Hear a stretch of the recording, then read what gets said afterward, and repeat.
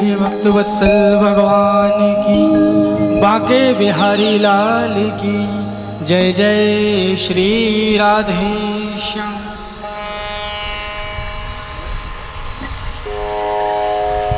तो सूत जी महाराज सौनकादिक ऋषियों से परीक्षित जी के जन्म की कथा श्रवण कराते हैं। परीक्षित जन्म की कथा तो श्रवण कराते हुए सूत जी महाराज कहते हैं, बात अब बहुत ध्यान से श्रवण करना। बात उस समय की है जब महाभारत के युद्ध में कौरव और पांडवों के अनेक वीर योद्धा वीर गति को प्राप्त हो गए और भीम ने अपने गदा के प्रहार से दुर्योधन के दोनों जंघाओं को, दोनों उरुदंडों को तोड़ डाला।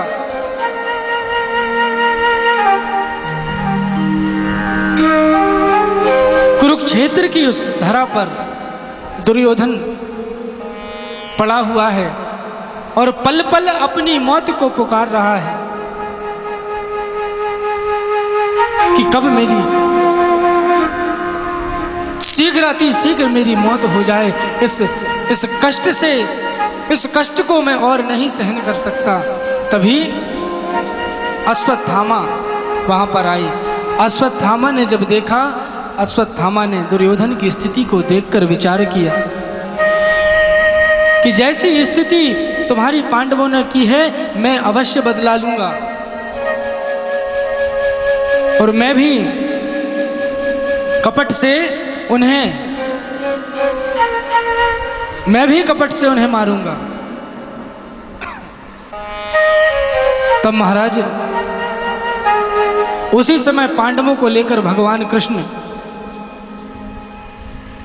रात्रि का समय है, अश्वत्थामा सोते हुए पांडवों को मारने के लिए पहुंचता है कि जब पांडव रात में सो रहे होंगे उसी समय में उन्हें कपट से मार दूंगा। लेकिन प्रभु ने, श्री कृष्ण ने वहां से सोते हुए पांडवों को लेकर और नदी के तट पर आ गए। यहाँ पांडवों के जो पुत्र हैं, 5 पुत्र, उन्हें भी भगवान ने बहुत समझाया लेकिन वो भगवान की बात नहीं माने और वहीं पर सोते रहे। तो पांडव समझकर पांडवों के पुत्रों को उनका मस्तक अलग कर दिया। अश्वत्थामा ने सोते हुए पांडवों के 5 पुत्रों को मार डाला। और महाराज जैसे ही द्रौपदी ने ये दशा देखी अपने पुत्रों की, द्रौपदी के 5 बेटे मृत पड़े हुए हैं, मस्तक धड़ से अलग है। अब जरा आप विचार करिए उस माँ की क्या दशा होगी जिस माँ के 5 बेटे मृत पड़े हुए हों आंगन में, 5 के धड़ मस्तक से अलग हो गए हों। द्रौपदी के करुण क्रंदन से पूरा वातावरण गुंजायमान हो गया।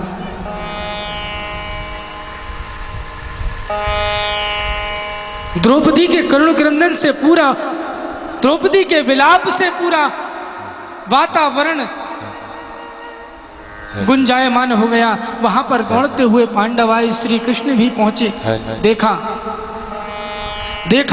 कि वहां पर 5 पांडवों के पुत्र जो हैं उन 5 के धड़ मस्तक से अलग होकर पड़े हुए हैं। तभी महाराज अर्जुन ने अपनी गांडीव धनुष हाथ में लेकर के अश्वत्थामा को मारने के लिए जैसे ही जाने लगे तो द्रौपदी ने रोका। द्रौपदी ने रोका, कहा कि अश्वत्थामा गुरुपुत्र है और गुरुपुत्र गुरु का ही स्वरूप होता है। धन्य है द्रौपदी। अरे जिसके 5 बेटे को जिसने मार दिया हो, ऐसे हत्यारे को भी द्रौपदी कह रही है उन्हें मत मारो, वो गुरुपुत्र हैं, गुरु के ही स्वरूप हैं। साक्षात दया की प्रतिमूर्ति माँ है द्रौपदी। धन्य है द्रौपदी और दया की ऐसी प्रतिमूर्ति। द्रौपदी कहती है कि क्या अश्वत्थामा को मारने से मेरे पुत्र जीवित हो जाएंगे? हाँ, मेरे पुत्र तो जीवित नहीं होंगे। अरे मैं तो सधवा हूं, लेकिन अश्वत्थामा की मां तो विधवा है। वो बेचारी अपने उसी अश्वत्थामा के सहारे जीवित है, और यदि तुम अश्वत्थामा को ही मार दोगे तो वो जीवित ना रह पाएगी। और यदि उसे मारने से भी, यदि महाराज अगर मेरे पुत्र जीवित हो रहे हों, ये द्रौपदी कह रही है।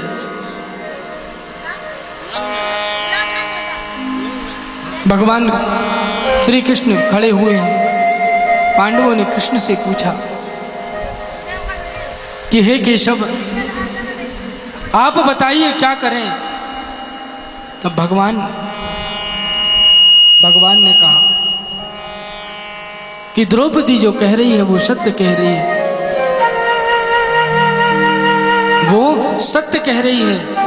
अश्वत्थामा को मत मारो, बल्कि उसका यहाँ बुलाकर और उसका अपमान करके उसके मस्तक पर जो मणि है उसे निकाल कर, अपमानित करके निकाल दो। अर्जुन जैसे ही गांडीव लेकर के अश्वत्थामा को पकड़ने के लिए गए तो अश्वत्थामा ने ब्रह्मास्त्र का प्रयोग कर दिया। उस ब्रह्मास्त्र को देखकर अर्जुन भयभीत होकर वहां से भागे और श्री कृष्ण के पास पहुंचे। श्री कृष्ण ने अर्जुन को कहा कि अर्जुन, कभी कभी जो विष होता है, जहर, विष की औषधि विष ही होती है। लोहे को लोहा ही काटता है। वैसे ही ब्रह्मास्त्र से बचने का उपाय है दूसरा ब्रह्मास्त्र। दूसरा ब्रह्मास्त्र का जब प्रयोग हुआ, दोनों ब्रह्मास्त्र आपस में टकराकर और शांत होकर नीचे गिर गए। दौड़कर अर्जुन गया, अश्वत्थामा के केस पकड़कर घसीटते हुए उस आंगन में ले आया जहां पर पांचों पुत्र मृत पड़े हुए हैं। आज 5-5 बेटों को मारने वाला, 5-5 पुत्रों को का हत्यारा आज आंगन में खड़ा है। लेकिन धन्य है वो माँ, धन्य है वो द्रौपदी जो कह रही कि इन्हें मत मारो, इन्हें छोड़ दो। ये एक माँ की ही ममता होती है।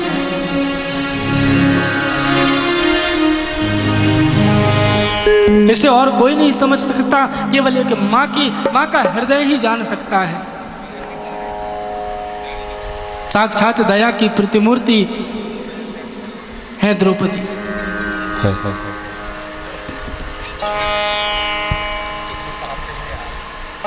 कि तू कितनी अच्छी है, तू कितनी भोली है, प्यारी प्यारी है ओ माँ, ओ माँ, ओ माँ, प्यारी माँ।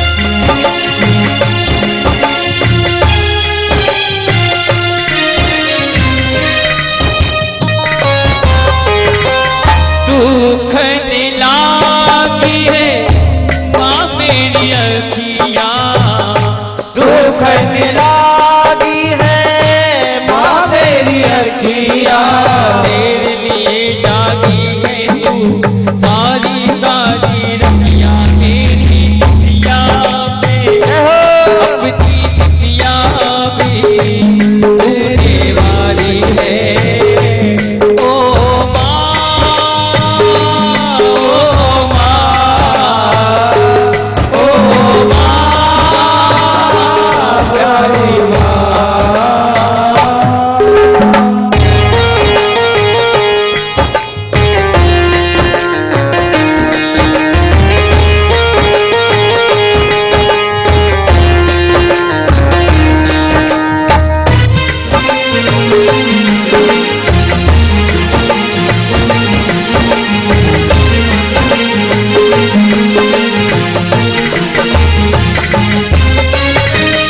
अपना नहीं तुझे सुख दुख कोई, अपना नहीं तुझे सुख दुख कोई, आया तू सुनाई, मैं रोया तू रोई, मेरे हंसने पे मेरे रोने पे तू बलहारी है।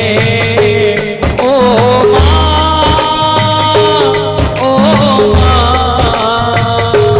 ओ माँ, प्यारी माँ।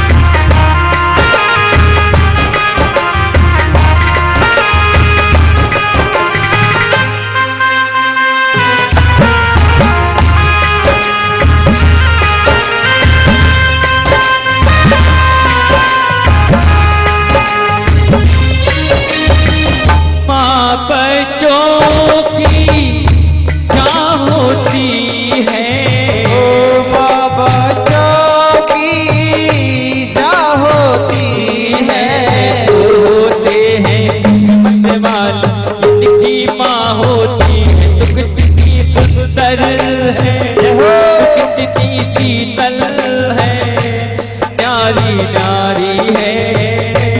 ओ माँ, ओ माँ, ओ माँ, प्यारी माँ।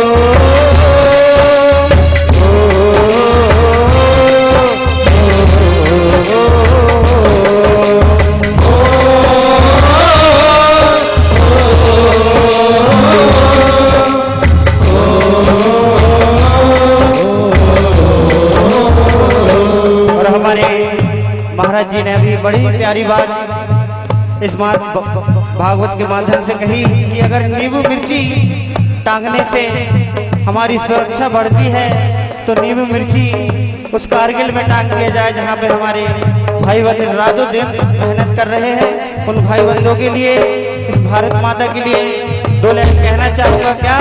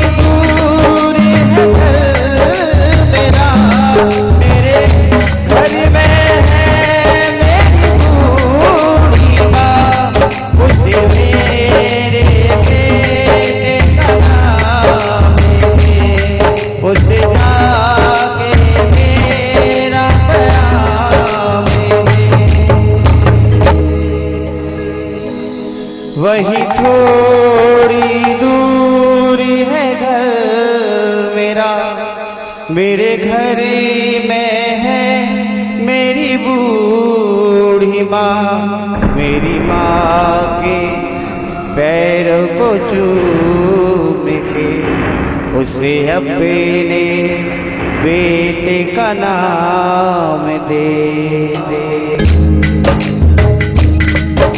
गुजरने वाली हवा जरा मेरे दोस्त मेरी दिलरुबा, मेरी माँ के पैरों को चूम के उसे अपने बेटे का नाम दे।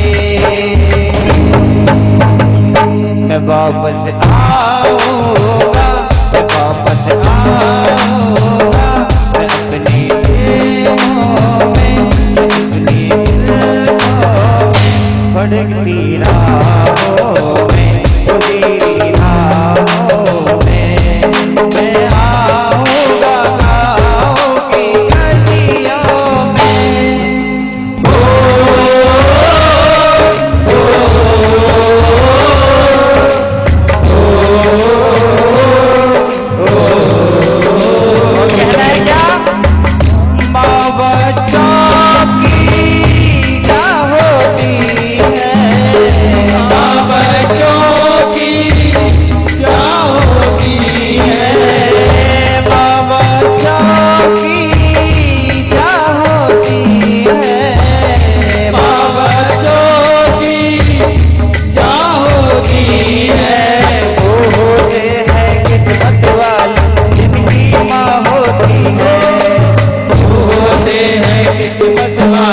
जिनकी माँ होती है मेरे हंसने पे, मेरे रोने पे, मेरे हंसने पे, मेरे रोने पे तू बलिहारी है। ओ माँ, ओ माँ, ओ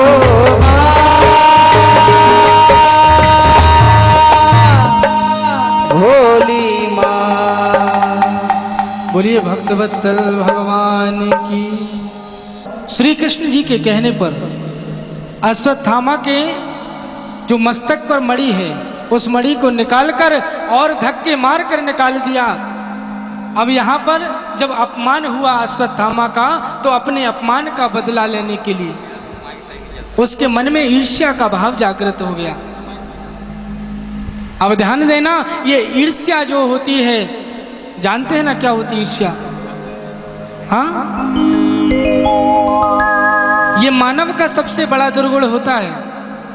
ईर्ष्या वो होती है कि मतलब भले ही हमारी एक आंख फूट जाए लेकिन पड़ोसी की दोनों फूटनी चाहिए, ये होती ईर्ष्या। अपना अनहित भले ही हो जाए लेकिन दूसरे का दुगना अनहित होने का जो भाव मन में आता है उसे कहते हैं ईर्ष्या, और ये सबसे बड़ा दुर्गुण होता है। अश्वत्थामा के मन में भी ये आ गया कि मैं इसका बदला जरूर लूंगा। अरे काम तो अश्वत्थामा को ये सोचना चाहिए था कि काम तो मैंने मरने का किया था, कि मुझे तो मृत्यु दंड मिलना था, लेकिन फिर भी मुझे जीवन दान दे दिया है। उपकार मानना था पांडवों का, भगवान श्री कृष्ण का। अब यहां पर महाराज अश्वत्थामा ने पुनः अभिमन्यु की जो पत्नी है, अभिमन्यु महाभारत के युद्ध में वीर गति को प्राप्त हो गए हैं। उनकी जो पत्नी है उनके गर्भ में जो शिशु पल रहा है उसे ही लक्ष्य बना करके अश्वत्थामा ने ब्रह्मास्त्र छोड़ दिया। वो ब्रह्मास्त्र आकर के वो ब्रह्मास्त्र आया और अश्वत्थामा के द्वारा छोड़ा गया जो ब्रह्मास्त्र है वो अभिमन्यु की पत्नी उत्तरा के गर्भ को जलाने लगा। तभी महाराज उत्तरा दौड़ते हुए आई श्री कृष्ण के पास और प्रार्थना करने लगी कि मुझे इस संकट से बचाओ, मुझे इस ब्रह्मास्त्र से मेरी रक्षा करो। तो भगवान श्री कृष्ण ने उत्तरा के मन में मातृ भाव प्रकट किया, और मातृ भाव जब पैदा हो गया तब अंगुष्ठ के बराबर होकर के, और भगवान उत्तरा के गर्भ में, श्री कृष्ण उत्तरा के गर्भ में प्रवेश कर जाते हैं अंगूठे के बराबर होकर, और गर्भ में जाकर उस ब्रह्मास्त्र को वहाँ भगवान अपने पूरे चतुर्भुज स्वरूप में शंख चक्र गदा पद्म धारण किए हुए और अपने सुदर्शन चक्र से उस ब्रह्मास्त्र का खंडन कर देते हैं, और गर्भ में पल रहे उस शिशु की रक्षा करते हैं उस ब्रह्मास्त्र से। यहाँ पर जो गर्भ में जो शिशु पल रहा है वही है परीक्षित जी महाराज। वही है परीक्षित जो पूरे कौरवों के वंश और पांडवों के वंश को आगे बढ़ाने के लिए एकमात्र बचे हैं, राजा परीक्षित, जिन्होंने, उनका नाम भी परीक्षित इसलिए पड़ा, परीक्षित जिनकी रक्षा स्वयं परमात्मा ने की हो, वही परीक्षित है। गर्भ में भगवान ने बचाया ना, भगवान ने अंदर जाकर गर्भ में परीक्षित जी को दर्शन भी दिया। गर्भ में ही परीक्षित जी महाराज को भगवान के साक्षात दर्शन हो गए और इनकी रक्षा परमात्मा ने की। ऐसे राजा परीक्षित। अब महाराज भगवान जब बाहर आए और पांचों पांडवों को साथ में लेकर और द्रौपदी को साथ में लेकर के महाभारत की उस भूमि पर जहाँ ये युद्ध हुआ महाभारत का, वहीं पर पहुँचते हैं भगवान श्री कृष्ण और पांचों पांडव साथ में द्रौपदी हैं, और उस भूमि पर पहुँचते हैं जहाँ पर भीष्म पितामह बाणों की सैया पर लेटे हुए हैं और मृत्यु की प्रतीक्षा कर रहे हैं कि कब सूर्य उत्तरायण होगा और कब मैं अपने इस देह को त्यागूंगा। हजारों सैकड़ों हजारों बाण शरीर में विक्षेपित हैं, शरीर का सारा रक्त गिर गया है। भीष्म पितामह बाणों की सैया पर पड़े हुए, उनकी नेत्रों से अश्रुधारा प्रवाहित हो रही है, आंखों से आंसू निकल रहे हैं। तभी भगवान श्री कृष्ण मंद मंद मुस्कुराते हुए कन्हैया जब वहां पहुंचे भीष्म पितामह के पास में, पितामह भीष्म समझ गए कि आज श्री कृष्ण, आज मेरी मृत्यु को सुधारने के लिए इनका आगमन हो रहा है। तभी महाराज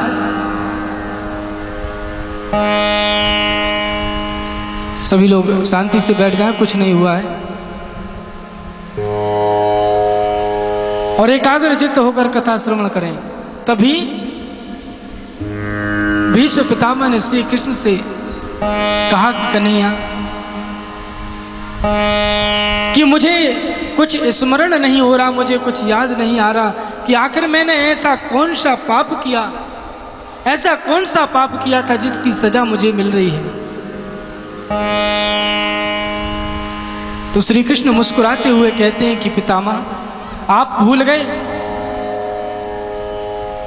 अरे आप भूल गए हैं, याद करिए वो दिन, याद करिए वो दिन जिस दिन उस सभा में आप भी बैठे थे जब दुशासन द्रौपदी का चीरहरण कर रहा था और द्रौपदी आपको भी पुकार रही थी, लेकिन इसके बाद भी आप विद्वान होते हुए, महात्मा होते हुए, वृद्ध होते हुए उस सभा में आप नीचे सिर झुकाकर बैठे रहे। एक नारी का अपमान आप देखते रहे, एक नारी के सम्मान की आपने रक्षा नहीं की।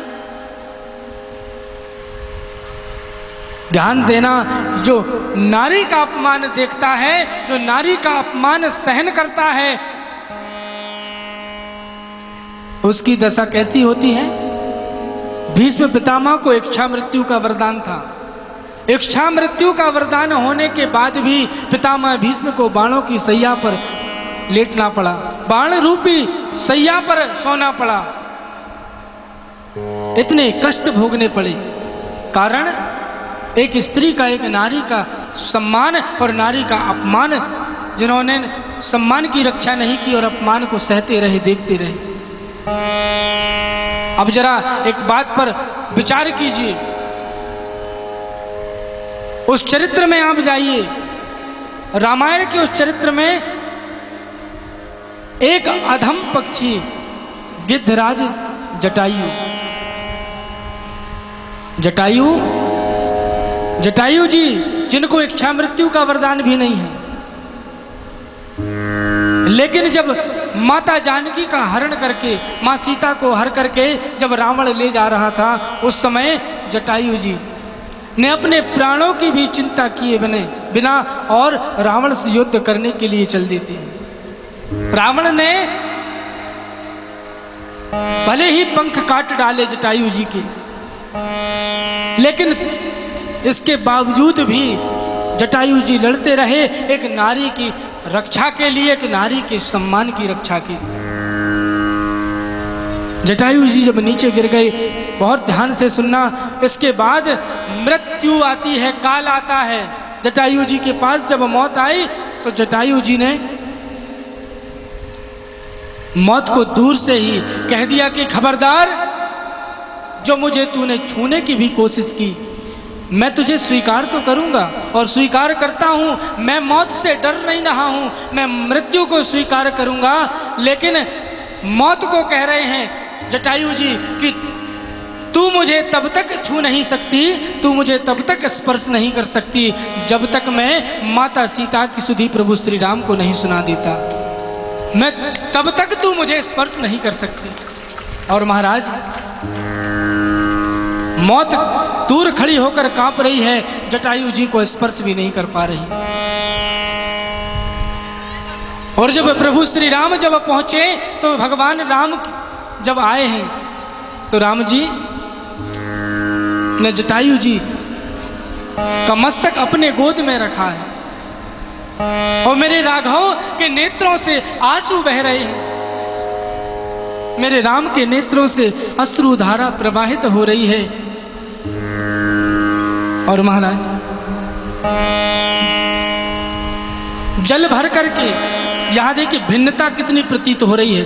विचार करके देखिए, भीष्म पितामह को इच्छा मृत्यु का वरदान है, इसके बाद भी क्या मिला?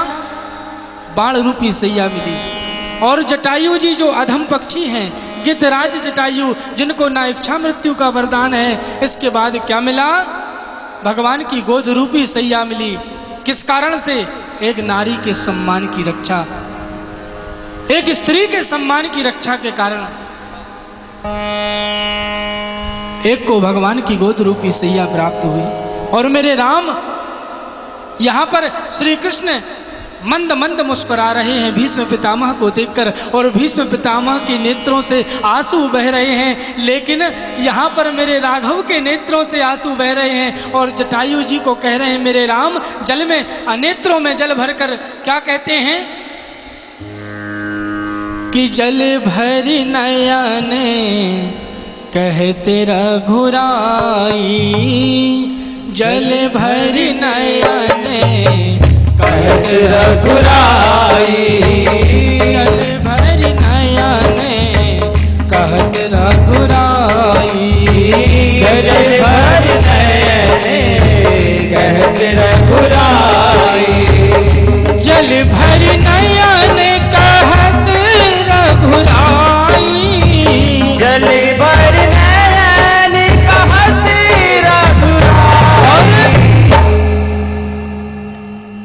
अंत समय में क्या मिला है जटायु जी को? हाँ, तात करम निज गति पाई,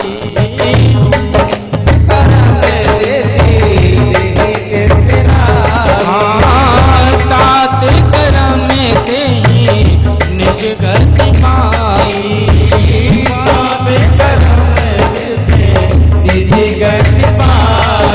मेरे राम कहते हैं जटायु जी से, जल भर कर जल भरी नयन कहत रघुराई, तात करम ते निज गति पाई।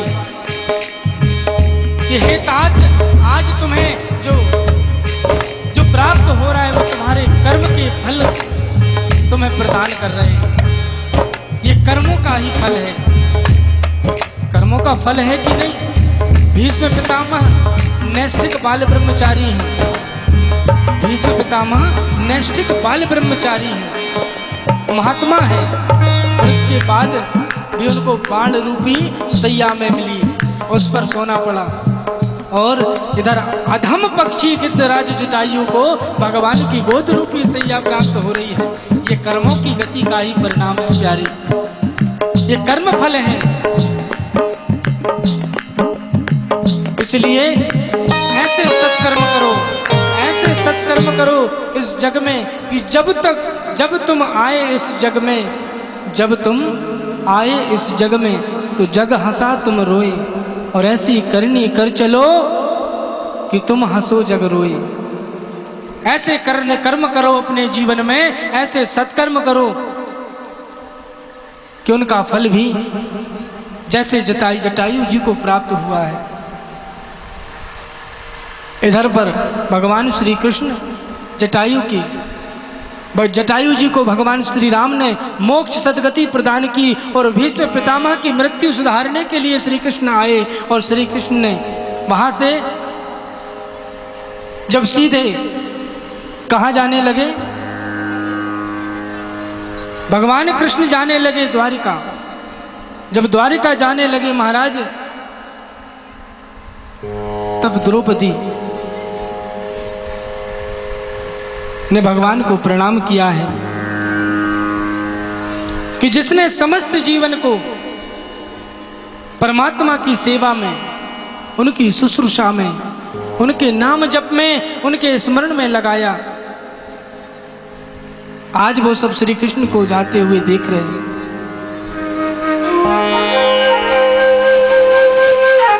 तो कि जीवन भर हम जो करते हैं अंत समय में हमें वही याद होता है और वही याद आता है।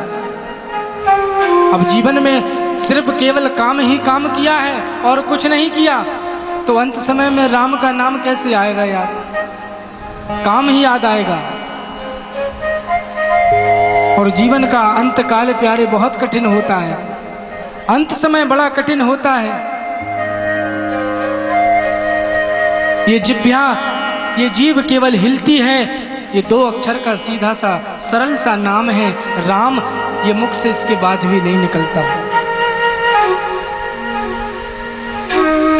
जन्म जन्म मुनि जतन कराही, अंत राम कही आवत नाही। जन्म जन्मांतर तक बड़े बड़े योगी ऋषि मुनि तपस्वी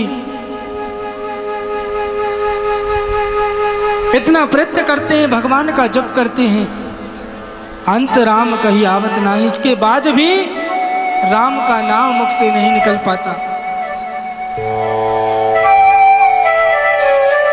एक बड़े बुजुर्ग व्यक्ति बूढ़े जब हो गए तो खाट पर पड़े हुए हैं, अंत समय नजदीक आ गया उनका कि अब बस कुछ ही देर में उनके प्राणांत होने वाले हैं। तो सभी लोग इकट्ठे हो गए, अंतिम सांस चल रही है, कब पता नहीं कब प्राण छूट जाएं। तो सब लोग वहीं आसपास बैठ गए। तो उस बूढ़े व्यक्ति ने क्या कहा, उसने कहा कि मेरे बड़े बेटे को बुला दो। अब महाराज लोगों ने सोचा कि शायद कुछ जायदाद वगैरह कुछ ऐसी अपने बड़े बेटे के नाम में और कहीं होगी तो बताना चाह रहा हो अंत समय में। तो बड़े बेटे को बुला दिया। बड़ा बेटा आया और आकर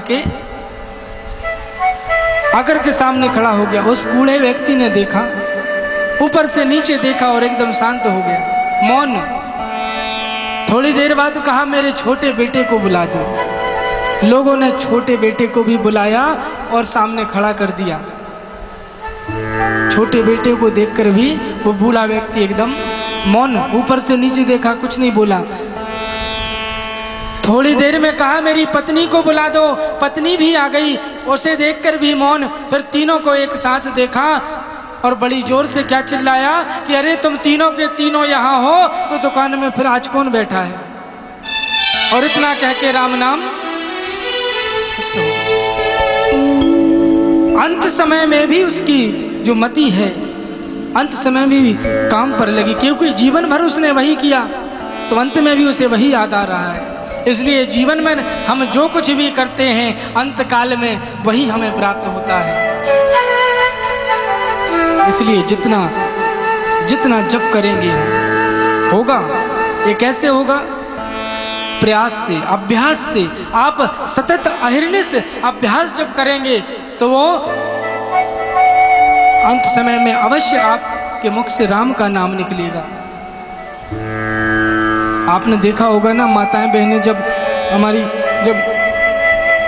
रोटी बनाती हैं तो जब शुरुआत करती हैं, पहली बार जब रोटी बनाती हैं तो कई प्रकार के नक्शे बनते हैं,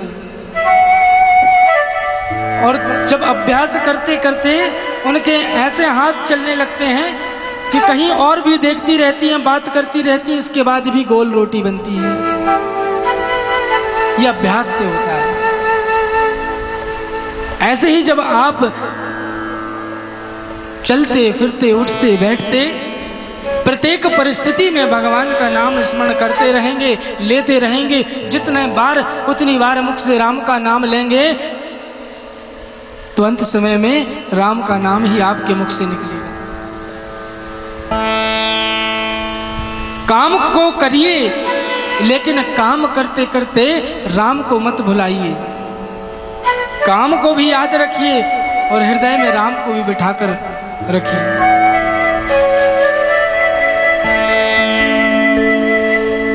कि सीताराम सीताराम सीताराम कहिए, ओ जाहि विधि रखे राम ताहि विधि रहिए।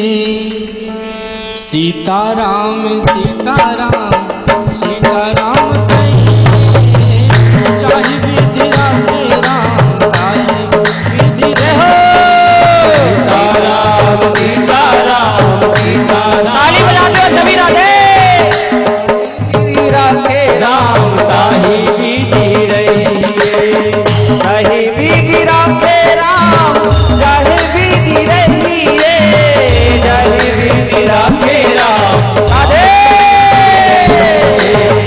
सीताराम सीताराम सीताराम कहिए, जाहि विधि राखे राम ताहि विधि रहिए। सीताराम सीताराम सीताराम कहिए, जाहि विधि रखे राम जाहि विधि रहिए।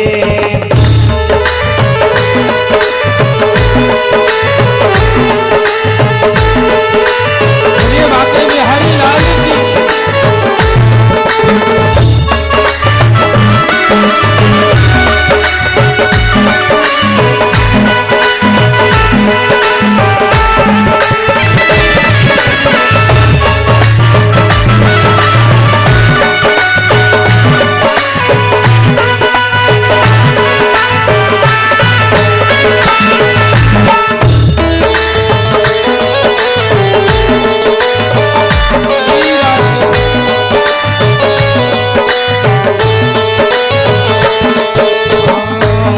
में हो राम नाम, राम सेवा हाथ में।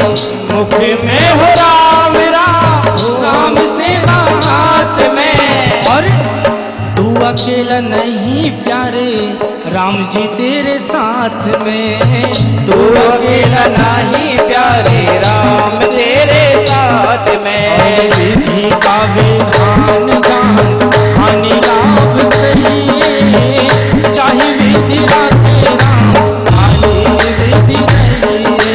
सीताराम सीताराम सीताराम कहिए, जाहि विधि रखे राम ताहि विधि रहिए। घर में, परिवार में सब मिलकर साथ में सीताराम सीताराम सीताराम कहिए, जाहि विधि राखे राम ताहि विधि रहिए। सीताराम सीताराम सीताराम कहिए, ताहि विधि रखे राम ताहि विधि रहिए। मैं अच्छा हूँ, मैं अच्छा हूँ, ये अच्छी बात है। मैं अच्छा हूँ, अच्छी बात है ना। ये स्वाभिमान है, मैं अच्छा हूँ ये स्वाभिमान है, लेकिन मैं ही अच्छा हूँ ये अभिमान है। मैं ही अच्छा हूँ ये अभिमान है, इससे बचा जाए। भक्त कहता है, साधक कहता है कि जीवन में किया अभिमान तो फिर मान नहीं पाएगा, किया अभिमान तो फिर मान नहीं पाएगा। होगा प्यार वही जो श्री राम जी को भाएगा, होगा प्यार वही जो श्री राम जी को भाएगा। और फल आशा त्याग सुबह काम करते रहिए, चाहे विधि राखे राम चाहे विधि रहिए। सीताराम सीताराम सीताराम कहिए, साई विधि राखे राम साई विधि रहिए। जानते हैं काम कब बिगड़ता है? काम कब बिगड़ता है? जब काम को हम करने लग जाते हैं तब काम बिगड़ता है। सूत्र है कि काम करने से पहले ही भगवान के हाथ में सौंप दीजिए कि भगवान आपके हाथ में ये कार्य हमने सौंप दिया है, अब आप जानो। ये भागवत कथा हो रही है, ये भी हमने आपको सौंप दी, कैसे करवाना है आप जानो। आपन तेज संहारो आपे।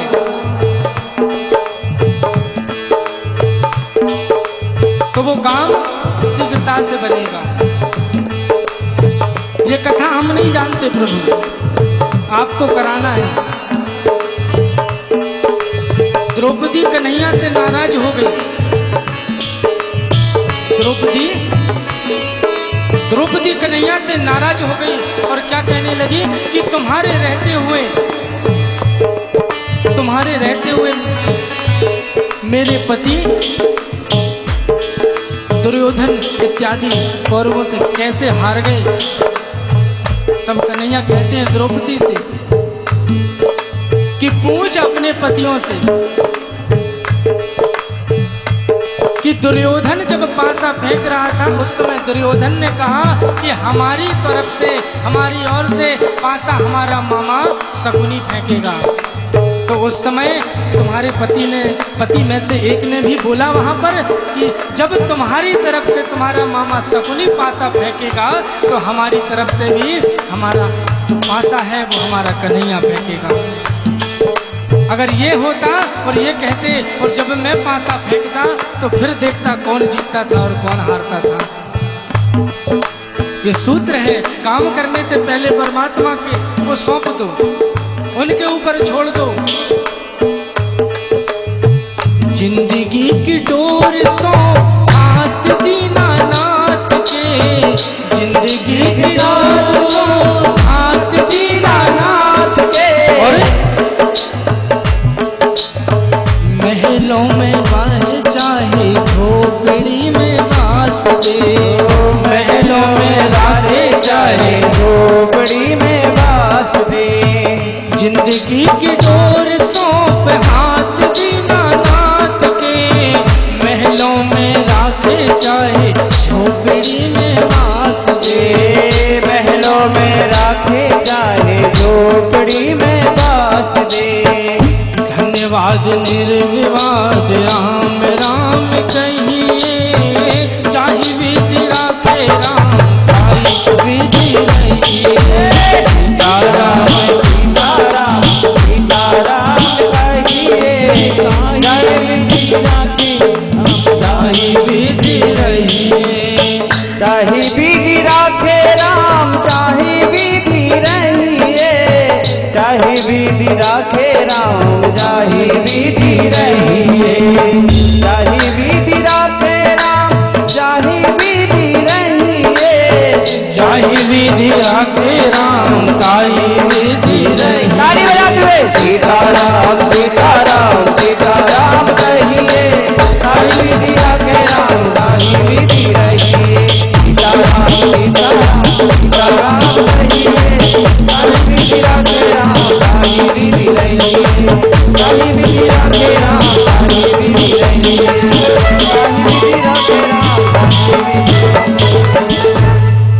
बोलिए बांके बिहारी लाल की, श्रीमद् भागवत महापुराण की जय जय श्री राधे श्याम। अब महाराज यहाँ पर अब उस बालक ने हस्तिनापुर की धरती पर जन्म ले लिया है, जिसकी रक्षा उत्तरा के गर्भ में भगवान ने स्वयं नारायण ने की। कौरव और पांडवों के वंश को आगे बढ़ाने वाला एकमात्र यही बालक है, नाम है परीक्षित। बोलिए परीक्षित जी महाराज की। परीक्षित जी महाराज बड़े प्रतापी राजा हैं। श्रेष्ठ सत्कर्म करते करते समय व्यतीत हो रहा था। राजा परीक्षित का विवाह हुआ और उनकी पत्नी का नाम है इरावती। समय अनुसार उनके 4 बेटे हुए। सबसे बड़े पुत्र का नाम है जन्मेजय। सूत जी महाराज कहते हैं कि परीक्षित ने देखा कि मेरा प्रशासन बड़ा अच्छा बड़ा सुंदर चल रहा है, किसी बात की कोई चिंता नहीं। अब मुझे ऊपर की तैयारी कर लेनी चाहिए। ऊपर की तैयारी का मतलब समझ रहे हैं ना आप लोग? मतलब अब विवाह कर दिया मैंने बच्चों का, नाती पोते हो गए, इसके बाद भी हमारी आशा, हमारी ममता, हमारा जो मोह है इसके बाद और प्रबल होता जाता है घर गृहस्थी में। अरे हमें तो उस मोह से, उस आशा को त्याग करके अब वहाँ की तैयारी करनी है। अब यहाँ सब छोड़िए, जो तुम्हारा कर्तव्य था वो सब आपने कर लिया। बेटियों का विवाह कर दिया, उनके नाती पोते भी देख लिए, सब हो गया। अब जिम्मेदारी उनकी है। अब वहां की तैयारी भी थोड़ा कर लो। वहां की तैयारी कैसे? मान लीजिए यहां से यदि आपको वृंदावन धाम जाना है, श्री धाम वृंदावन जाना है, 1 हफ्ते की यात्रा है। अब 1 हफ्ते के लिए आपको वृंदावन जाना है तो आप घर में कितने दिन पहले से तैयारी करोगे बताओ? 2-4-5 दिन पहले ही सब कुछ सामान, वस्त्र इत्यादि सब धुल करके सब जमा लोगे। ट्रेन से जाना है तो रिजर्वेशन करवा लोगे।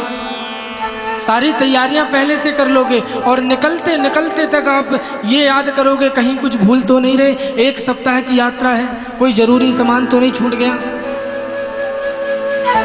याद कर करके सामान रखोगे आप।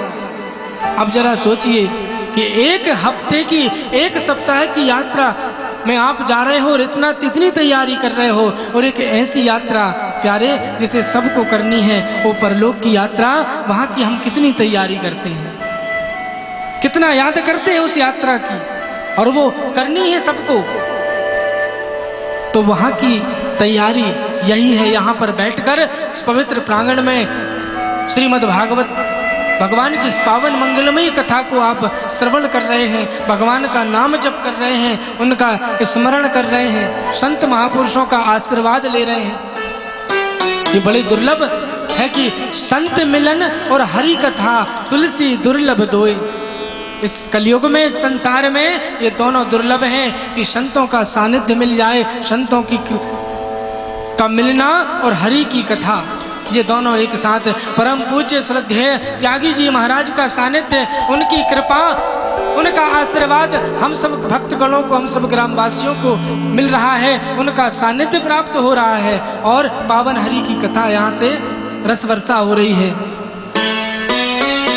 बाकी सुत दारा और लक्ष्मी पापिन के भी हो। इसलिए महाराज वहाँ की तैयारी भी कर लेनी चाहिए। तो परीक्षित जी महाराज ने देखा कि मेरे सब कुछ राज प्रशासन मेरा बढ़िया ढंग से चल रहा है, अब मुझे परलोक की यात्रा की तैयारी कर लेनी चाहिए। तो निकल पड़े एकांत में जाने के लिए।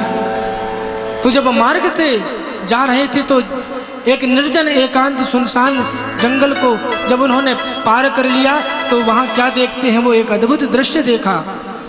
वहाँ अद्भुत दृश्य क्या देखा परीक्षित जी महाराज ने, कि एक बैल जिसका मात्र एक पैर है, कितना, एक पैर पर वो खड़ा है, एक बैल, आंसू बह रहे हैं आंखों से उसकी, और उसी बैल के पास में एक गौ माता खड़ी है, गाय, और वो गौ माता उस बैल को सांत्वना दे रही है, समझा रही है।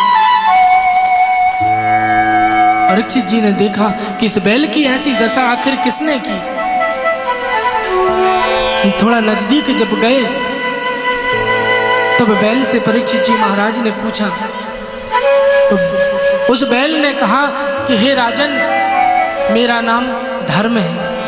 ये बैल कौन है? वृषभ धर्म स्वरूप है। ये बैल धर्म रूपी बैल केवल एक पैर में खड़ा। और ये गाय कौन है? गाय ने अपने कहा कि राजन, मैं पृथ्वी हूं। ये गौ माता पृथ्वी का स्वरूप है। और आपकी ये दुर्दशा किसने की? जब राजा परीक्षित ने पूछा तो उस बैल ने कहा कि राजन, जब सतयुग था तो सतयुग में धर्म चारों पैर थे, धर्म के सतयुग में चारों पैर पर खड़ा था, चारों पैर पर। त्रेता जब आया तो त्रेता में 3 चरण हो गए, 3 पैर हो गए धर्म के। और द्वापर युग जब आया तो द्वापर में 2 चरण पर। और द्वापर के जाते जाते जब कलयुग आने लगा तो कलयुग में केवल धर्म का 1 चरण बचा, 1 पैर बचा। वो क्या है? वो है दान। एकमात्र धर्म का चरण बचा है दान। दान कैसा? श्रेष्ठ सत्कर्म में, जन कल्याण में दान करना, यही धर्म का एकमात्र पैर है और यही धर्म का एकमात्र चरण बचा है। ये पावन श्रीमद् भागवत की आपके ग्राम में यहाँ से ज्ञान गंगा प्रवाहित हो रही है। सभी के, आप सभी के सहयोग से, आप के तन मन धन से आपने अथक सहयोग प्रदान किया। वैसे ही आप सभी सब मिलकर के इस कार्यक्रम को सफल बनाएं और अपने मन क्रम वचन से जितना अधिक से अधिक दान स्वरूप आप जो देना चाहें वो उतना करिए, क्योंकि यही एक मात्र चरण है इस कलयुग में धर्म का। वो धर्म को यदि बचाना चाहते हो, उस धर्म को जीवित रखना चाहते हो अपने आप में भी तो। अब महाराज एक बात ध्यान देना,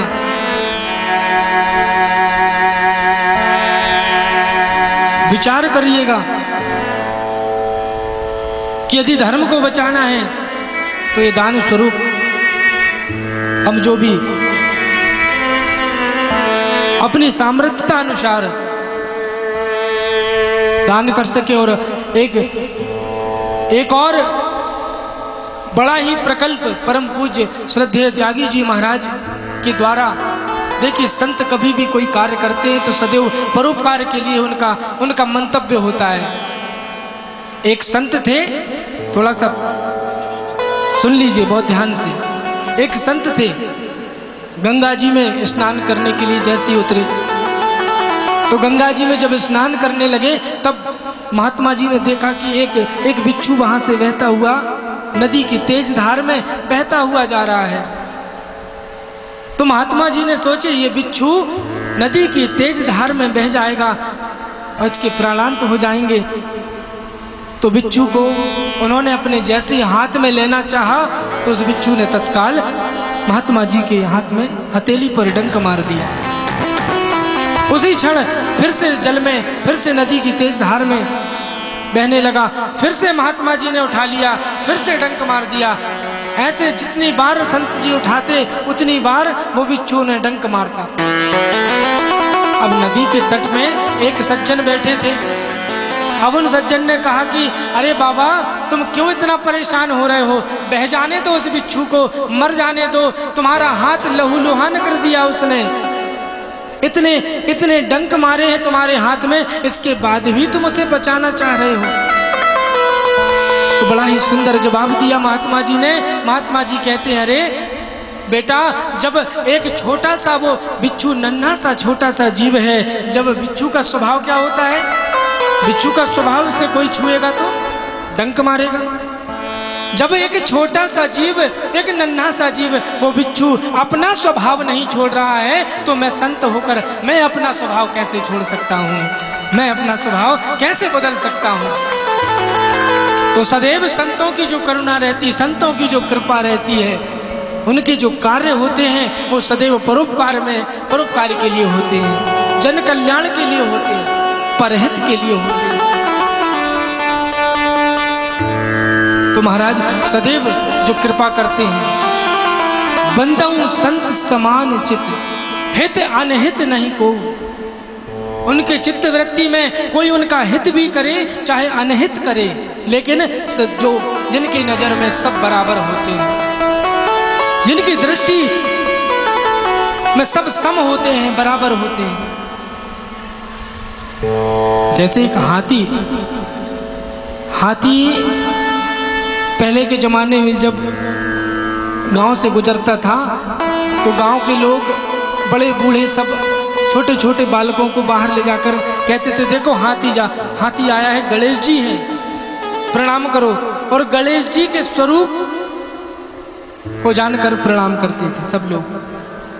सब लोग हाथ जोड़कर हाथी के आगे खड़े रहते थे। गणेश जी, मुझे लगता है जितने हाथ हाथी के आगे जोड़े जाते हैं उतने और किसी के आगे नहीं, गणेश स्वरूप में। लेकिन एक और विडंबना है, ध्यान देना, जितने आगे हाथी के हाथ जोड़े लोग खड़े रहते हैं तो गांव भर के सारे आवारा कुत्ते उस हाथी के पीछे भौंकने पड़े रहते हैं, भौंकते हुए पड़े रहते हैं। अब महाराज, लेकिन हाथी, अब एक बात समझ में नहीं आती, आखिर इन कुत्तों को हाथी से परेशानी क्या है? अच्छा, बराबरी का मामला भी नहीं है कि कोई बराबरी का मामला हो। अच्छा, कुत्ते अगर हमारी भाषा समझते तो हम उन्हें पूछते कि भैया तुम्हें क्या परेशानी है, तुम क्यों भौंकते हो, हाथी के पीछे क्यों लगे हो? तो शायद कुत्ते यही जवाब देते कि हमें हाथी से कोई परेशानी नहीं है, तो क्यों भौंक रहे हो? फिर हमें हाथी से कोई परेशानी नहीं है महाराज, हमें तो हाथी के आगे जो हाथ जोड़े खड़े हैं वो देखकर हमें सहन नहीं हो रहे, इसलिए हम भौंक रहे हैं। लेकिन हाथी की भी एक विशेषता होती है। क्या? हाथी की भी एक विशेषता होती है। जब हाथी चलता है तो हाथी की चाल में वो मस्ती होती है। जब हाथी चलता है तो हाथी ना अपने आगे हाथ जोड़े जो खड़े हैं उनके पास ठहरता है, ना उनकी तरफ देखता है, ना पीछे जो भौंकने हुए कुत्ते पड़े ना उनकी तरफ पलट कर देखता है, वो तो अपनी मस्ती से चलता रहता है। ऐसे ही संतों का जीवन होता है, उनका कोई हित करे चाहे अनहित करे, ऐसी समान दृष्टि हो जाए जिनकी, कोई उनका मान सम्मान करे चाहे कोई उनका अपमान करे, उनके लिए सब बराबर हो जाए, ऐसा जिनका स्वभाव है, ऐसे संतों का स्वभाव, ऐसे हमारे परम पूज्य श्रद्धेय श्री त्यागी जी महाराज के द्वारा एक बड़ा ही सुंदर जन कल्याण के लिए हमारे इस जिले में एक प्रकल्प का एक प्रयोजन मन में आया और उसे सार्थक बनाना। संत देखिए सदैव परोपकार के लिए कोई कार्य करते हैं जो सदैव हमारी आने वाली पीढ़ियां तक उससे कृतार्थ होती रहती है। परम पूज्य गुरुदेव श्री त्यागी जी महाराज के गुरुदेव जो अभी विगत कुछ दिनों पूर्व जो साकेत धाम में भगवान के धाम में इनका गमन हो गया, साकेतवासी श्री श्री 1008 महंत श्री नैनादास जी महाराज की स्मृति में हमारे इस जिले नरसिंहपुर में उन्हीं परम पूज्य नैनादास जी महाराज जी की स्मृति में एक निशुल्क कैंसर चिकित्सालय का निर्माण कराया जा रहा है। तालियां बजा दो। जो सदैव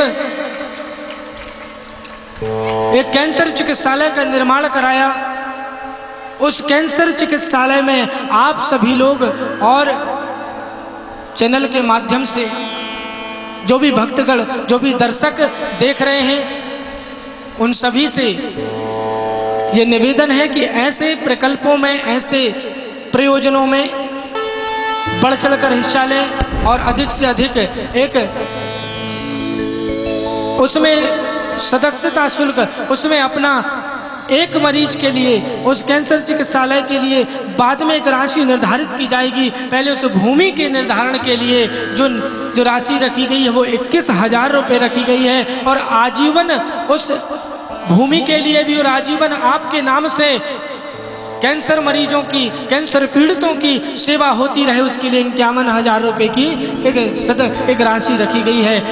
तो जिस दिन की सामर्थ्यता है और जो दर्शक हमें चैनल के माध्यम से देख रहे हैं और सभी भक्तगणों जो हमसे ये श्रवण कर रहे हैं, तो वो सभी इस प्रकल्प में दान दे करके इस परोपकार में भागीदार बने, क्योंकि परहित सरस धर्म नहीं भाई। परोपकार से बढ़कर कोई दूसरा धर्म नहीं है।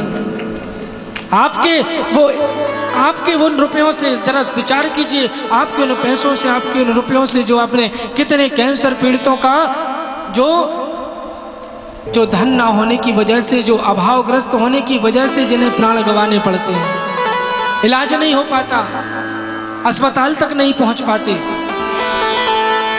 उनका निःशुल्क इलाज किया जाएगा, उनकी निःशुल्क सेवा की जाएगी। भोजन व्यवस्था से लेके सारी व्यवस्थाएं उस हॉस्पिटल में, जो कैंसर चिकित्सालय है, उसमें संपूर्ण व्यवस्था की जाएगी। तो आइए हम सब आगे कथा के प्रसंगों में हम आगे बढ़ते हैं। तो जब देखा परीक्षित जी महाराज ने उस कि दूर से देखा, यहाँ बैल खड़ा है एक पैर में और पास में गौ माता खड़ी है, और दूर से देखा कि एक काला पुरुष हाथ में नग्न तलवार लिए और दौड़ते हुए आ रहा है बैल को मारने के लिए। परीक्षित जी महाराज सामने जाकर खड़े हो गए कि मेरे रहते हुए मेरे राज्य में तुम्हें घुसने का अधिकार किसने दिया और कौन हो तुम?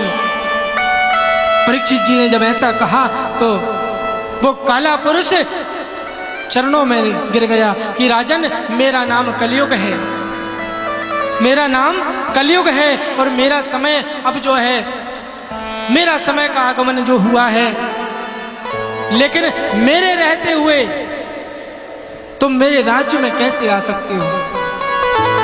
मैं तुम्हें अधिकार नहीं देता। देखिए राजन, ये समय का चक्र है, सृष्टि का चक्र है। सतयुग के बाद त्रेता, त्रेता के बाद द्वापर, द्वापर के बाद कलयुग। इस चक्र को विधाता ने सृष्टि का निर्माण किया, विधाता ने ही ये सारे युगों का निर्माण किया। और अब राजा परीक्षित सोचने लगे, ये मेरी शरणागत हो गया है और मेरे पूर्वजों ने मुझे शिक्षा दी है कि जो शरण में आ जाए उसे कभी मत मारना, इसलिए उसे मैं आज तुझे छोड़ तो रहा हूँ, लेकिन मैं तुझे कितनी स्थान दे रहा हूँ? 4 स्थान दिए, 4 जगह रहने के लिए, कलयुग के लिए। धूतम पानम स्त्रियः सूना यत्र चतुर्धर्म चतुर्विधः। द्रुत क्रीड़ा यानी जुआ में, जुआ सट्टा जो होता है उसमें कलयुग का वास होता है। पहला स्थान जहाँ पर ये इसमें कलयुग का वास है, द्रुत क्रीड़ा में। धूतम पानम, मदिरा में, मद के रूप में मदिरालय, जहाँ मदिरा का सेवन किया जाता है, जहाँ पर बिक्री की जाती है, विक्रय किया जाता है, वो उन स्थानों पर कलयुग का वास। तीसरा, पर स्त्री, दूसरी नारियों पर कुदृष्टि डालना, इसमें भी पर स्त्री संग में भी जहाँ ये कृत्य होते हैं वहाँ पर भी कलयुग का वास होता है। और चौथा स्थान दिया किसी भी प्राणी की हिंसा करना, इसमें भी कलयुग का वास। ये 4 स्थान दे दिए राजा परीक्षित ने कि जाकर इनमें तुम निवास करो। फिर से चरण पकड़ लिए कलयुग ने राजा परीक्षित के कहने लगा कि राजन, इन 4 गंदे स्थानों के अलावा मुझे कोई एक बढ़िया सा स्थान दे दो। तो बिना सोचे समझे और राजा परीक्षित ने कह दिया, जाओ और जाकर स्वर्ण में एक स्थान और दिया, स्वर्ण में वास करो। अब महाराज, स्वर्ण मतलब सोना। अब स्वर्ण में कलयुग वास करे, ये परीक्षित ने जी ने वरदान दिया। लेकिन वेदों ने भी हिरण्यगर्भ, जो भगवान को हिरण्यगर्भ कहकर स्तुति की है कि जिनके गर्भ में हिरण्य अर्थात स्वर्ण हो, वो ऐसे परमात्मा, तो हिरण्यगर्भ कहकर स्तुति की। और भगवत गीता कहती है, श्रीमद् भगवत गीता में स्वयं भगवान ने कहा है अर्जुन से,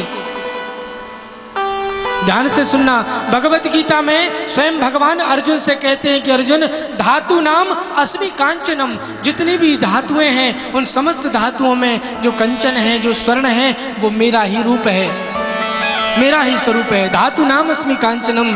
जब परमात्मा का रूप, परमात्मा का स्वरूप स्वर्ण है, स्वर्ण में परमात्मा है, तो फिर कलयुग कैसे रह सकता है? अब ध्यान से सुनना, स्वर्ण हो चाहे धन हो, अब यहाँ पर एक ही स्थिति में उसे देखना आप, जो धन या जो स्वर्ण, जो धन या जो स्वर्ण बेईमानी से, अधर्म से, अनीति से, अत्याचार से, भ्रष्टाचार से, कुमार्ग से, गलत कार्यों से जो धन या स्वर्ण कमाया जाता है उसमें कलयुग का वास रहता है। और जो धन ईमानदारी से, मेहनत से, परिश्रम से, सत्य से कमाया जाता है उसमें परमात्मा का वास रहता है। यहां 2 विभाग हो गए ना। परीक्षित जी ने कहा कि स्वर्ण में निवास करो, तो अधर्म, अनीति, अत्याचार, भ्रष्टाचार, इन कामों से कमाया गया जो धन या स्वर्ण है उसमें कलयुग का वास हो। और यहाँ भगवान ने गीता में कहा कि धातु नाम अस्मि कांचनम, कंचन जो स्वर्ण है वो मेरा ही रूप है, जितनी भी धातुएं हैं उनमें। तो जो ईमानदारी से, मेहनत से, सत्य से, अच्छे कामों से, परिश्रम से जो धन या स्वर्ण कमाया जाता है उसमें भगवान का रूप है, वो भगवान का स्वरूप है। अब वापस जब अपने महल में लौटे राजा परीक्षित, तो आज एक कक्ष को खोला है और एक पुराना एक संदूक मिला। सोचा मन में कि देखूं तो मेरे पूर्वजों ने मेरे लिए और क्या रख के छोड़ा है, बहुत बड़ा महल है। एक कमरे को खोला, एक संदूक मिली, उसको खोला तो उसमें एक स्वर्ण, बड़ा ही सुंदर स्वर्ण मुकुट मिला। अब जब महाराज वो स्वर्ण मुकुट जब मिला, तो स्वर्ण मुकुट को, दरअसल ये स्वर्ण मुकुट, ध्यान देना, किसका है? ये सोने का मुकुट राजा परीक्षित को जो मिला है महल में, वो स्वर्ण मुकुट जरासंध का है।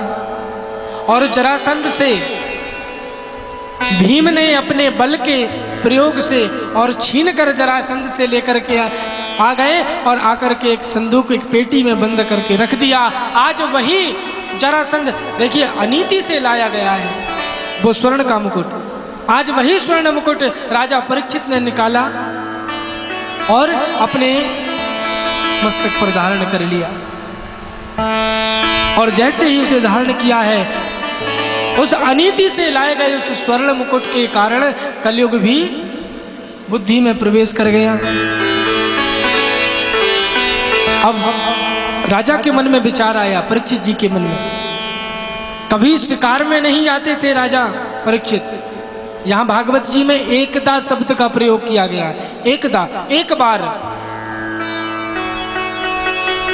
एक बार राजा परीक्षित यहाँ पर आज शिकार करने के लिए गए हैं। अनेक निर्जीव बेजुबान जीवों की हिंसा करते करते बहुत दूर तक निकल गए। और जब बहुत दूर निकल गए और जब देखा भूख और प्यास से पीड़ित हो गए, कहीं कुछ नहीं मिला। दूर नजर डाली, एक कुटी दिखाई दी, एक आश्रम दिखाई दिया। वहाँ उस कुटी में, आश्रम में प्रवेश करते हैं राजा परीक्षित। तो वहाँ क्या देखते हैं कि एक महात्मा नेत्र बंद करके समाधि लगाकर बैठे हैं। जल की याचना की और महाराज जल देना पड़ेगा, इसलिए ये बाबा, ये महात्मा आंख बंद करके बैठा है। ये मन में भाव आ गया राजा परीक्षित के। और ये महात्मा और कोई नहीं, ये ऋषि शमीक ऋषि हैं। आसपास देखा, राजा परीक्षित ने एक मृत सर्प पड़ा हुआ था। अपनी धनुष की नोक से उस मरे हुए सांप को उठाया और शमीक ऋषि के गले में डाल दिया। अब महाराज और वहां से चले गए। अब थोड़ी देर बाद शमीक ऋषि के पुत्र श्रृंगी ऋषि वहां पर खेलते खेलते जब आए और अपने पिताजी के गले में मरा हुआ सर्प जब पड़ा हुआ देखा तो रोने लगे और वहीं पास में रखे कमंडल से निकालकर अपनी अंजुलि में जल लिया और श्राप दे दिया। क्या कि जिसने भी मेरे पिताजी के गले में ये मृत सर्प डाला है, 7वें दिन उसे वही तक्षक नाग बन करके और डसेगा और उसी तक्षक से उसकी मृत्यु होगी। श्राप दे दिया श्रृंगी ऋषि ने। अब महाराज और पिताजी के पास में खड़े होकर रोने लगे। अपने बेटे की रोने की आवाज सुनकर के शमीक ऋषि के नेत्र खुले, समाधि से उठ खड़े हुए, यहाँ पर श्राप दे दिया और रोने लगे। और जब नेत्र खोले शमीक ऋषि ने तो शमीक ऋषि ने कहा कि बेटा तुमने क्या कर दिया ऐसा? कहा पिताजी आपके गले में किसी ने मरा हुआ सर्प डाल दिया है, मृत सर्प पड़ा है। कहा बेटा मरा हुआ ही तो डाला है, अरे जिंदा भी डालता तो क्या फर्क पड़ता, हम तो योगी हैं, मृत्यु को भी अतिक्रमण कर चुके हैं, मरा हुआ ही डाला है। और बेटा ये सर्प जो होता है, ये सर्प तो शोभा कहाँ किसके गले में पड़ा है? महादेव के। आज जिसने भी मेरे ये गले में मरा हुआ ये सर्प डाला है, आज उसने तो मुझे महादेव के समान मेरे गले में भी ये नाग की शोभा युक्त मुझे बना दिया है। उन्हें तो धन्यवाद देना चाहिए बेटा, लेकिन तुमने श्राप दे दिया। ध्यान लगाकर देखा शमीक ऋषि ने तो वो तो और कोई नहीं राजा परीक्षित थे।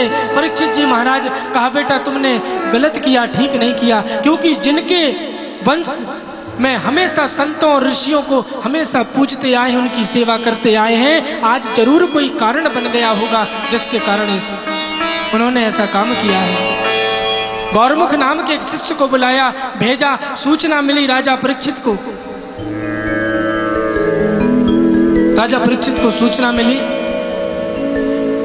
क्या मिलती है कि 7 दिन का श्राप मिल गया है, श्रृंगी ऋषि ने दे दिया।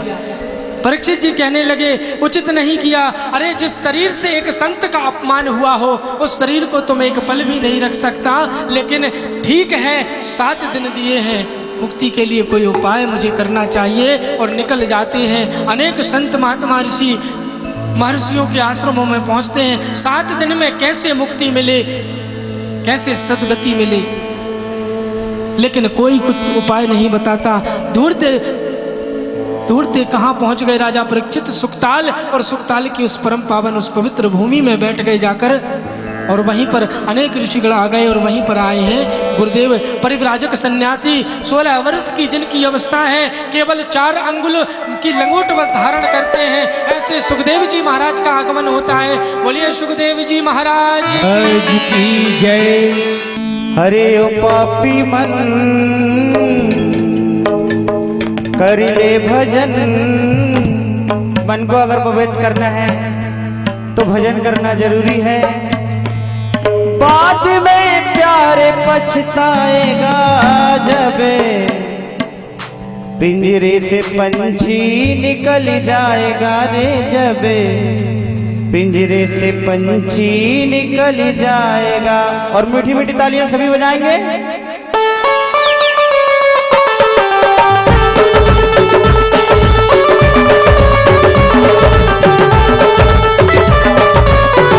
पापी मन कर ले भजन, ओ पापी मन कर ले भजन। बाद में प्यारे पछताएगा जबे पिंजरे से पंछी निकल जाएगा रे, जबे पिंजरे से पंछी निकल जाएगा, पिंजरे से पंछी निकल जाएगा रे, जबे पिंजरे से पंछी निकल जाएगा। ओ पापी मन कर ले भजन, ओ पापी मन कर ले भजन। बाद में प्यारे पछताएगा पिंजरे से पंछी निकल जाएगा रे, जबे पिंजरे से पंछी निकल जाएगा, पिंजरे से पंछी निकल जाएगा रे, पिंजरे से पंछी निकल जाएगा। क्यों करता है मेरा मेरा, क्यों करता है मेरा मेरा, ना कुछ तेरा ना कुछ मेरा, ना कुछ तेरा ना कुछ मेरा। वो खाली हाथ आया है खाली हाथ जाएगा,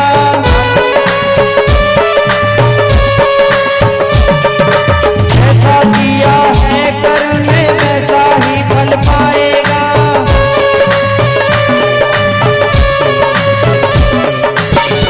बाद में प्यारे पछताएगा जबे पिंजरे से पंछी निकल जाएगा रे, जबे पिंजरे से पंछी निकल जाएगा, पिंजरे से पंछी निकल जाएगा प्यारे, पिंजरे से पंछी निकल जाएगा।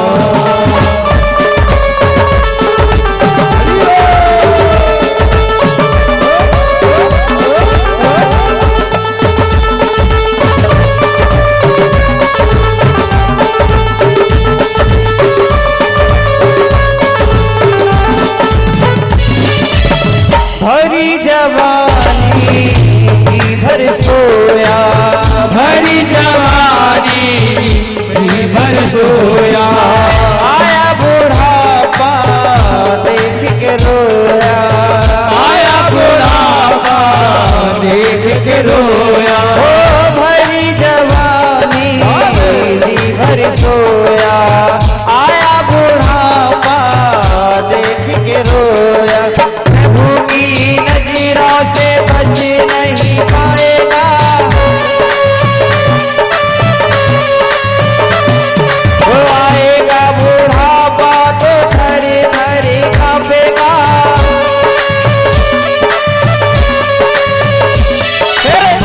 बाद में प्यारे पछताएगा जबे पिंजरे से पंछी निकल जाएगा, जबे पिंजरे से पंछी निकल जाएगा, पिंजरे से पंछी निकल जाएगा, जबे पिंजरे से पंछी निकल जाएगा।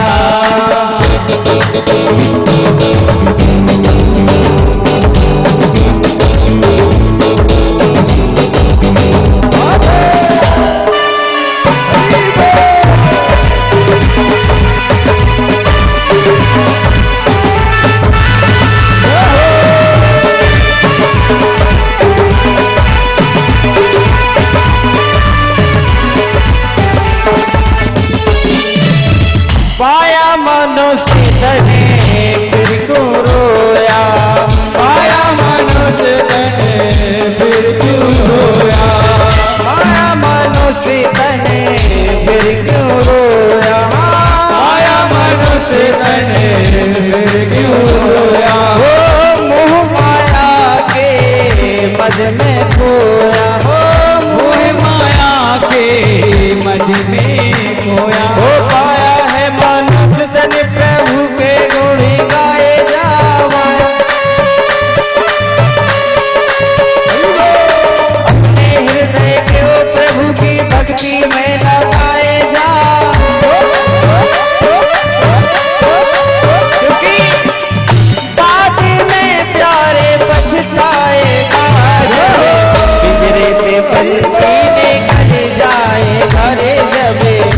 पिंजरे से पंछी निकल जाएगा, पिंजरे से पंछी निकल जाएगा रे, जब पिंजरे से पंछी निकल जाएगा। ओ पापी मन कर ले भजन, ओ पापी मन कर ले भजन, बाद में प्यारे पछताएगा, पिंजरे से पंछी निकल जाएगा रे, जब पिंजरे से पंछी निकल जाएगा, पिंजरे से पंछी निकल जाएगा, जब पिंजरे से पंछी निकल जाएगा, जब पिंजरे से पंछी निकल जाएगा, जब पिंजरे से पंछी निकल जाएगा। बोलिए बांके बिहारी लाल की, भक्तवत्सल भगवान की। तो सुखदेव जी महाराज जब विराजमान हुए आसन में और राजा परीक्षित ने प्रश्न कर दिया। क्या प्रश्न किया है गुरुदेव? श्री सुखदेव जी महाराज से राजा परीक्षित कहते हैं कि अतः पृच्छामि संसिद्धिम योगिनां परमं गुरुं पुरुषस्य हि यत् कार्यं म्रियमाणस्य सर्वथा। म्रियमाण व्यक्ति के लिए क्या कर्तव्य है? म्रियमाण व्यक्ति मतलब जिसकी मृत्यु निश्चित हो। अब जरा विचार करिए, हम सब भी म्रियमाण ही हैं, क्योंकि हमें भी एक दिन जाना है। तो यहाँ परीक्षित जी ने जो प्रश्न किया है अपने उद्धार के लिए, वो केवल परीक्षित जी का प्रश्न नहीं है। परीक्षित जी चाहते तो प्रश्न कर सकते थे, मुझे 7 दिन का श्राप मिला है गुरुदेव, 7 दिन के श्राप से मुक्ति कैसे मिले, श्राप कैसे दूर हो जाए। लेकिन यहाँ पर परीक्षित जी ने कहा कि म्रियमाण व्यक्ति के लिए क्या कर्तव्य है, जिसकी मृत्यु निश्चित हो उसके लिए क्या करना चाहिए। तो जाना सबको है, हम सब म्रियमाण ही हैं, हम सब परीक्षित ही हैं। अब कोई ये कहे महाराज कि हम तो कभी नहीं मरेंगे, हमें तो कभी नहीं जाना, तो ऐसा कोई नहीं है संसार में, जाना सबको है।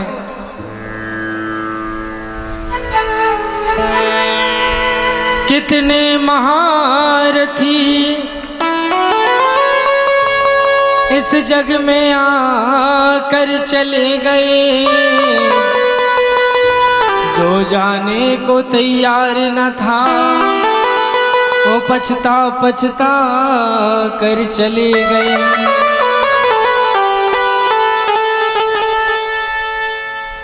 कह रहा है आसमां ये सब समा कुछ भी नहीं, रोती है शबनम नए रंगे जहां कुछ भी नहीं। जिनके महलों में हजारों रंग के फानों से थे और आज झाड़ उनकी कब्र में है और निशान कुछ भी नहीं। कि तख्ते वालों का पता देते हैं सब निगोर के, तख्ते वालों का पता देते हैं सब निगोर के, ओ खोज मिलता तक नहीं, वादे अजा कुछ भी नहीं।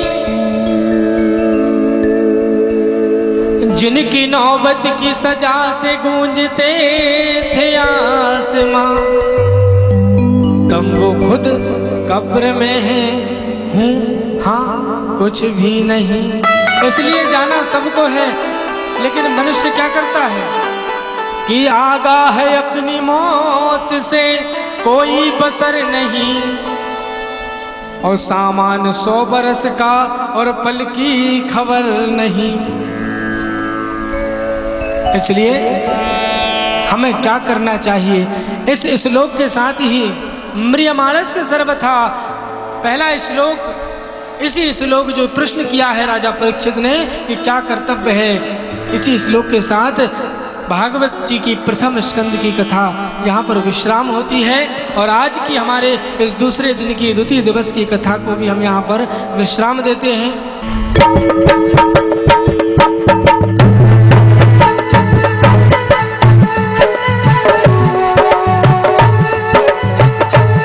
प्रेम और भाव से मीठी मीठी तालियों की सेवा के साथ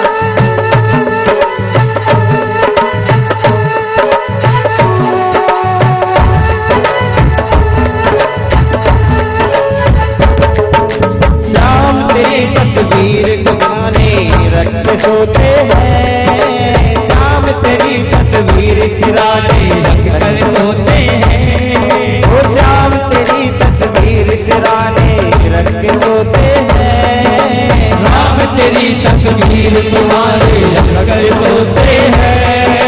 यही सोच कर दोनों अपने नैन भिगोते हैं, कभी तो तस्वीर लाओ, कभी मेरे सामने ना जाओ, कभी तस्वीर चल जाओ, कभी मेरे नाम पिघल जाओ, शाम तेरी तस्वीर सिराने रख सोते हैं, शाम तेरी तस्वीर किनारे कर सोते हैं।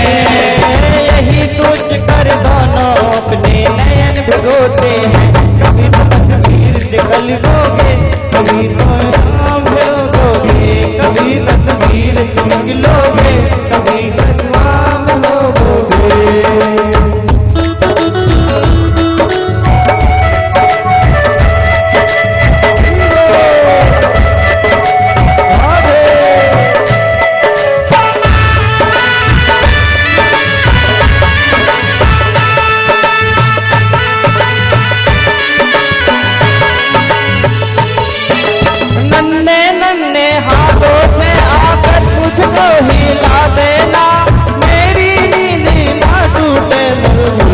मधुर बुझा देना, तुम मुरली मधुर सुना देना, ओ नन्हे नन्हे हाथों से तुम आकर मुझे हिला देना, जाने कब के सोचली तुम मुरली मधुर बजा देना, हम तेरी तस्वीर पुराने रख के सोते हैं, श्याम तेरी तस्वीर पुराने रख कर सोते हैं।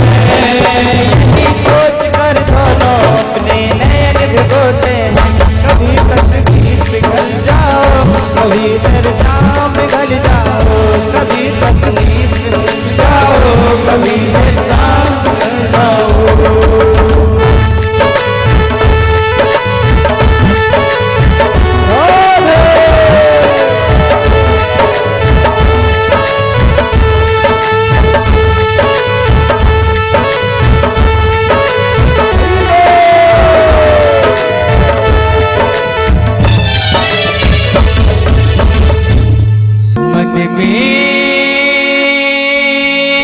बसा के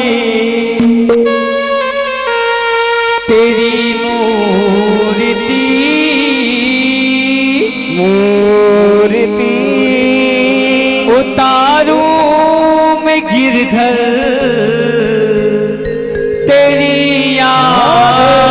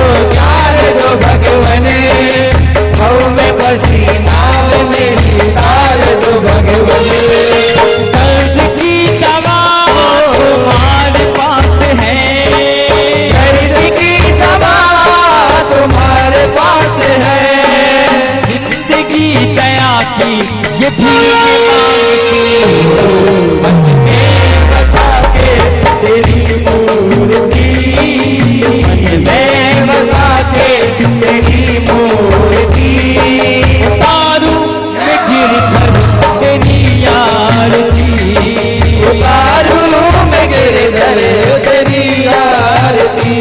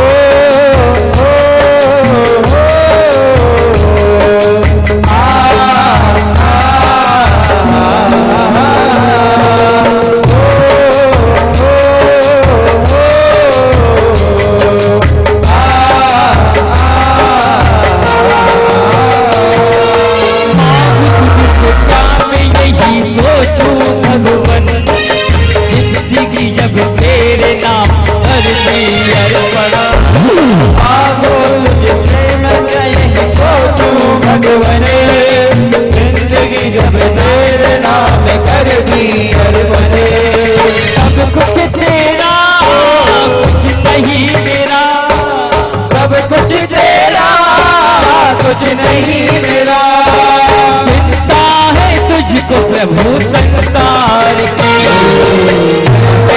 बसा के तेरी मूर्ति मैं बसा के तेरी मूर्ति उतारू मैं गिरधर तेरी आरती उतारू मैं गिरधर तेरी आरती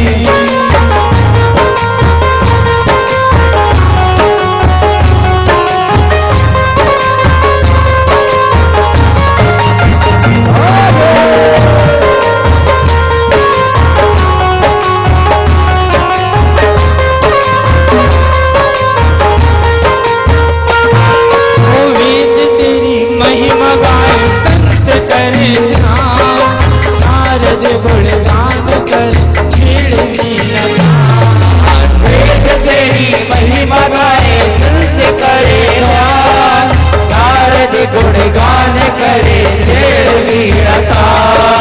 वेद तेरी महिमा गान संत करे नारद गुणगान करे वेद तेरी महिमा गाए संत करे नारद गुणगान करे भक्त तेरे द्वार करते हैं पुकार भक्त तेरे द्वार करते हैं पुकार भक्त तेरे द्वार करते हैं पुकार भक्त तेरे द्वार करते हैं पुकार दास अवधेश तेरी गाय आरती तेरी मूर्ति मन में बसा के तेरी मूर्ति उतारू मैं गिरधर तेरी आरती उतारू मैं गिरधर तेरी आरती मैं बसा के तेरी मूर्ति मैं बसा के तेरी मूर्ति उतारू कन्हैया तेरी आरती उतारू कन्हैया तेरी आरती और अपने हाथ उठा लीजिए दोनों ऊपर और ताली बजाते हुए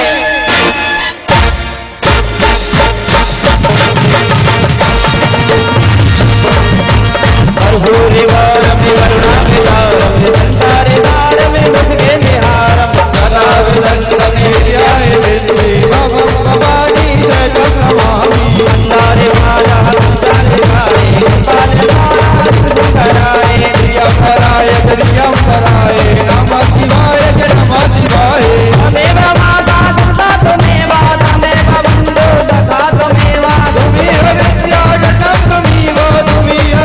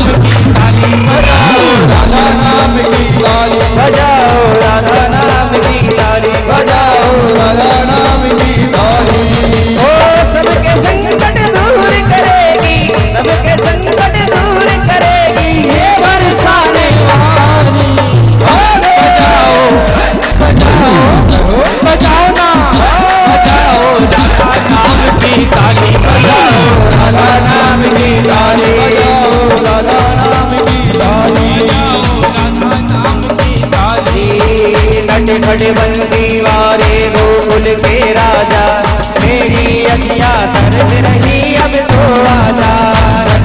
बंसी वाले गोकुल के राजा मेरी अखियां तरस गई अब तो आजा ओ जमुना की लहरों में उसे बंसी वाले की,